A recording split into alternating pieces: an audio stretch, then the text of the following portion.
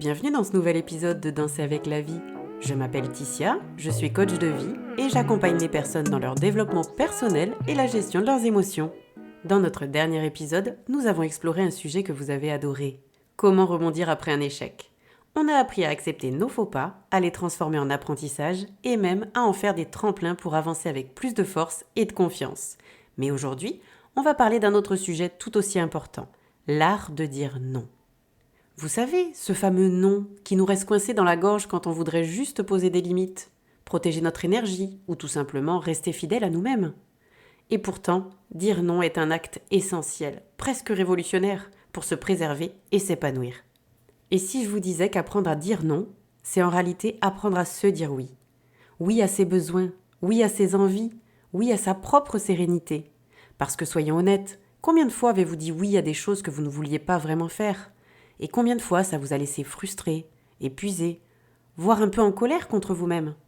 Dans cet épisode, on va voir pourquoi dire non est si difficile, mais aussi comment poser des limites claires et bienveillantes sans culpabiliser. Je vais partager avec vous des outils simples pour pratiquer l'art de dire non, et je vous promets, vous allez adorer cette liberté que cela va vous apporter. Alors mon objectif aujourd'hui, c'est de vous montrer que dire non, c'est loin d'être égoïste. Au contraire, c'est une manière de respecter votre énergie, votre temps et vos valeurs. C'est aussi un cadeau pour les autres, car quand vous êtes aligné avec vous-même, vous pouvez donner le meilleur de vous aux bonnes personnes et aux bonnes causes. Prêt à transformer votre manière de dire non ? Alors, c'est parti pour ce nouvel épisode de Danser avec la vie. Dire non peut sembler simple en théorie, mais dans la réalité, c'est souvent un véritable défi. Et pourquoi ? Parce que derrière ce petit mot de 3 lettres se cache tout un univers de pression sociale, de peur et de croyances qui nous empêchent de l'exprimer librement. Tout d'abord, il y a la peur de décevoir ou de contrarier. On se demande « que vont-ils penser si je refuse ?» On redoute d'être perçu comme égoïste, paresseux ou même insensible. Cette peur peut nous pousser à accepter des choses qui vont clairement à l'encontre de nos envies ou de nos capacités. Ensuite, il y a la pression sociale qui valorise souvent le oui. Dans notre culture, dire oui est associé à des qualités comme la générosité, la disponibilité et même la compétence. On se sent valorisé quand on est celui ou celle qui peut tout gérer. Mais ce que l'on ne réalise pas, c'est que cette image de perfection a un coût. Et bien sûr, il y a le besoin de validation et d'acceptation. Dire oui, c'est parfois une manière de chercher l'approbation des autres. On a l'impression qu'en répondant à leurs attentes, on sera aimé, respecté ou reconnu. Mais malheureusement, cela ne fonctionne pas toujours comme ça. À force de dire oui à tout et à tout le monde, l'épuisement émotionnel et physique s'installe. Vous vous sentez vidé, sans énergie pour vous-même ou pour ce qui compte vraiment. C'est comme si votre batterie personnelle était constamment à plat, parce que vous la dépensez sur des choses qui ne vous nourrissent pas. Et puis, il y a ce sentiment de se perdre dans les attentes des autres. À force de répondre aux besoins extérieurs, vous perdez de vue vos propres envies, vos propres priorités. C'est comme vivre une vie qui ne vous appartient pas. Prenons l'exemple concret de Marie, une salariée consciencieuse. Elle est toujours la première à lever la main pour aider, à accepter des tâches supplémentaires ou à remplacer une collègue en difficulté. Mais voilà, elle est épuisée. Pourquoi ? Parce qu'elle accepte tout, par peur de froisser ses collègues ou de décevoir son manager. Le résultat, elle n'a plus de temps pour elle, ni pour ce qui lui importe vraiment, et ce stress constant commence à affecter sa santé et son moral. Mais, et si Marie apprenait à poser des limites ? Et si elle comprenait que dire non, ce n'est pas rejeter les autres, mais se respecter elle-même ? C'est ce que nous allons explorer dans la suite de cet épisode. Vous verrez qu'apprendre à dire non peut littéralement changer votre vie.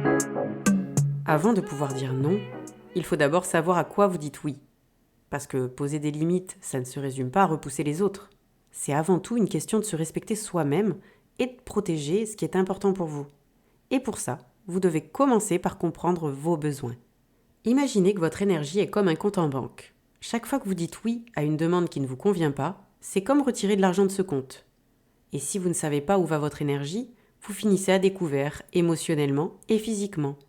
Alors pour poser des limites, il est crucial de savoir ce que vous voulez vraiment et ce qui compte le plus pour vous. Sinon, comment savoir quand dire non ? Faites le point sur vos besoins. Prenez un moment pour réfléchir à cette question toute simple. Quelles sont les choses ou situations dans ma vie où j'aurais aimé dire non ? Peut-être que vous auriez aimé dire non à ce projet supplémentaire au travail, à une sortie entre amis alors que vous étiez épuisé, ou à une demande qui n'était pas alignée avec vos valeurs. Faites une liste Identifiez ces moments où vous avez ressenti une frustration ou un épuisement après avoir dit oui. Ces situations vous donneront des indices sur ce que vous auriez vraiment préféré faire. Prenons Paul, qui est un homme sociable, qui se trouvait à dire oui à toutes les invitations, les apéros, les dîners, les fêtes d'anniversaire, et même les rendez-vous qu'il n'avait pas envie de faire. Et pourquoi ? Parce qu'il avait peur de manquer de quelque chose ou de passer pour quelqu'un de distant. Mais au fil du temps, il s'est rendu compte que, quand il rentrait chez lui, il était vidé, incapable de profiter des moments qu'il appréciait vraiment. Après avoir réfléchi à ses besoins, il a réalisé qu'il n'avait pas à être partout à la fois pour être apprécié. Et il a commencé à sélectionner les événements qui comptaient vraiment pour lui et à dire non avec respect. En comprenant vos besoins, vous apprenez à préserver votre énergie et votre temps pour ce qui vous importe vraiment. Dire non n'est alors plus une barrière, mais une porte ouverte vers ce qui vous fait du bien. Dans la prochaine étape, nous verrons comment transformer cette prise de conscience en action concrète, sans culpabilité et avec bienveillance. Dire non, c'est tout un art. Ce n'est pas une porte qu'on claque au nez de quelqu'un, mais plutôt une manière de fixer ses limites avec respect et fermeté. Et la bonne nouvelle, c'est que ça s'apprend. Dire non ne signifie pas être agressif ou froid. C'est simplement exprimer vos besoins de manière claire et respectueuse. Pour ça, adoptez des phrases simples et affirmatives comme « je ne peux pas » ou « je ne préfère pas m'engager sur cela pour l'instant ». Ces phrases sont directes, sans être brutales, et elles montrent que vous êtes clair sur vos priorités. Surtout, évitez de vous justifier excessivement. Plus vous cherchez à vous expliquer, plus vous ouvrez la porte au débat et aux tentatives de persuasion. Par exemple, si quelqu'un vous demande d'organiser une réunion supplémentaire à la dernière minute, au lieu de dire « je ne peux pas parce que j'ai beaucoup de travail et aussi un rendez-vous important après, et en plus je dois aller chercher mes enfants », essayez plutôt « je ne peux pas cette fois-ci, mais je peux vous aider à trouver une autre solution ». C'est direct, respectueux et ça ferme la discussion. Pour gagner en assurance, je vous propose un exercice. Prenez une situation quotidienne où vous avez du mal à dire non. Par exemple, refuser un café avec un collègue quand vous avez besoin de travailler. Ensuite, placez-vous devant un miroir et pratiquez votre non. Regardez-vous dans les yeux, souriez légèrement et répétez « Merci pour l'invitation, mais je vais devoir refuser cette fois ». Cet exercice peut paraître simple, mais il renforce votre confiance en vous, surtout si vous avez tendance à céder sous pression.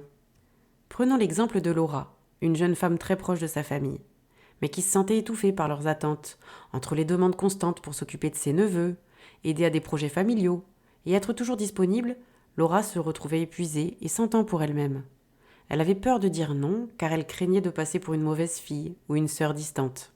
Puis un jour, elle a décidé de tenter une approche différente. La prochaine fois qu'on lui a demandé un service qu'elle ne pouvait pas assumer, elle a simplement répondu « J'aimerais beaucoup pouvoir vous aider, mais cette fois je ne peux pas.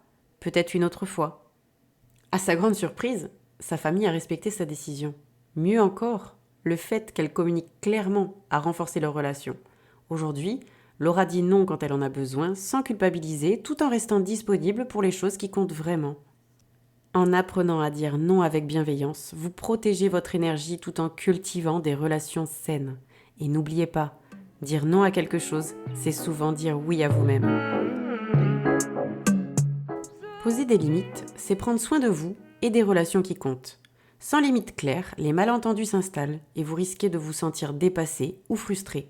En définissant vos limites, vous protégez non seulement votre temps et votre énergie, mais vous montrez également aux autres ce qui est acceptable pour vous. Imaginez votre journée comme un jardin. Vos limites sont les clôtures qui empêchent les mauvaises herbes d'envahir votre espace. Si vous ne les posez pas, tout le monde y entre sans invitation. Avec des limites, vous gardez votre jardin et votre esprit en ordre. Voici un exercice pratique pour identifier vos limites non négociables. Prenez une feuille et divisez-la en 2 colonnes. Dans la première colonne, listez vos valeurs personnelles ou professionnelles importantes. Par exemple, temps en famille, soirée libre, concentration au travail. Dans la deuxième, notez les limites correspondantes que vous souhaitez poser pour protéger ces valeurs. Par exemple, si dans la colonne valeurs, vous y mettez le temps pour votre famille, vous pouvez mettre en limite, par exemple, pas de réunion après 18h. Ou encore, si c'est le respect de ma santé mentale, la limite peut être de ne pas répondre à des messages professionnels après 21h. Cet exercice vous aide à clarifier vos priorités et à mieux communiquer vos besoins. Il y a beaucoup de bénéfices à des limites claires. Lorsque vous posez des limites, voici le message fort que vous vous envoyez. Je me respecte et je m'engage à prendre soin de ce qui est important pour moi. Et même si cela peut sembler inconfortable au début, vous constaterez rapidement que vos relations s'en trouvent améliorées et que vous regagnez le contrôle de votre vie. Alors, à vos stylos, notez ces limites et tenez-vous-y. Vous verrez combien cela change la donne. Dire non, c'est comme ouvrir une fenêtre dans une pièce étouffante. Vous créez de l'espace pour respirer, réfléchir et vous recentrer sur ce qui compte vraiment. En refusant ce qui ne sert pas à vos priorités, vous dites un grand oui à vous-même. Vous pouvez enfin consacrer du temps à vos passions, à votre bien-être ou simplement à ne rien faire. Oui, ça aussi c'est important. Imaginez ce que vous pourriez accomplir si vous récupériez toutes ces heures consacrées à des tâches ou des engagements non essentiels. Dire non, c'est reprendre le contrôle de votre agenda et de votre énergie mentale. Quand vous apprenez à dire non, vous honorez vos propres besoins et vos valeurs. Vous montrez que votre temps et votre énergie sont précieux. Le résultat, vous gagnez en respect envers vous-même et souvent de la part des autres. Dire non peut être difficile, mais c'est aussi une preuve de maturité et de confiance en soi. Vous n'êtes plus dans le mode « plaire à tout prix », mais dans un état d'équilibre où vos priorités personnelles passent au premier plan. Dire non ne signifie pas que vous êtes égoïste ou insensible. Cela montre simplement que vous vous respectez assez pour préserver vos limites et que vous respectez les autres en leur donnant une réponse honnête et réfléchie. Prenons l'exemple de Sophie, une maman dynamique qui jonglait entre son travail, ses enfants et 1000 petites demandes extérieures. Elle disait oui à tout. Organiser les fêtes scolaires, aider ses collègues à la dernière minute, répondre aux messages à des heures tardives. Le résultat, Sophie se sentait épuisée et avait l'impression de n'avoir plus de temps pour elle. Un jour, elle a décidé de reprendre le contrôle. Elle a commencé par dire non à certaines demandes non essentielles, comme superviser le dernier événement de l'école. À la place, elle a utilisé ce temps pour reprendre la danse, une passion qu'elle avait abandonnée depuis des années. Le résultat a été magique. Non seulement Sophie a retrouvé de l'énergie, mais elle se sentait plus épanouie et alignée avec elle-même. Et devinez quoi ? Les autres ont respecté ses choix, et ils ne lui en ont pas voulu. Sophie a même réalisé que dire non, c'est aussi permettre à d'autres de prendre le relais. Dire non n'est pas une fermeture, mais une ouverture vers ce qui nous nourrit vraiment. Alors la prochaine fois que vous hésitez, rappelez-vous, chaque non prononcé avec respect est un grand oui à vous-même. Vous le méritez. Et voilà, nous arrivons à la fin de cet épisode sur l'art de dire non. Récapitulons rapidement ce que nous avons vu aujourd'hui. D'abord, comprendre vos besoins est essentiel pour poser des limites qui respectent qui vous êtes vraiment. Ensuite, nous avons appris à dire non avec bienveillance grâce à des phrases simples et affirmatives qui permettent de s'exprimer sans culpabilité.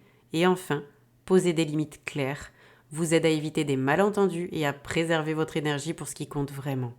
Mais maintenant, c'est à vous de jouer. Prenez un moment pour réfléchir à cette question. À quoi allez-vous dire non cette semaine pour vous respecter davantage ? Est-ce une demande au travail ? À une invitation que vous acceptez par habitude ? Ou à une pensée négative qui vous limite ? Partagez vos réponses en commentaire ou rendez-vous sur mon site pour en discuter. J'adore lire vos retours et voir comment ces épisodes vous inspirent dans votre quotidien. Dans notre prochain épisode, nous aborderons un sujet tout aussi passionnant et essentiel. Cultiver l'estime de soi, un guide pratique pour se sentir bien dans sa peau. Parce qu'après avoir appris à poser des limites, renforcer votre estime personnelle est l'étape suivante pour vous épanouir pleinement. Avant de vous laisser, je tiens à vous souhaiter une merveilleuse année 2025. Que cette nouvelle année vous apporte sérénité, amour et force pour réaliser vos projets les plus chers. Merci pour votre fidélité et votre présence tout au long de 2024. J'ai hâte de continuer cette belle aventure avec vous. Prenez soin de vous et à très bientôt pour un nouvel épisode de Danser avec la vie.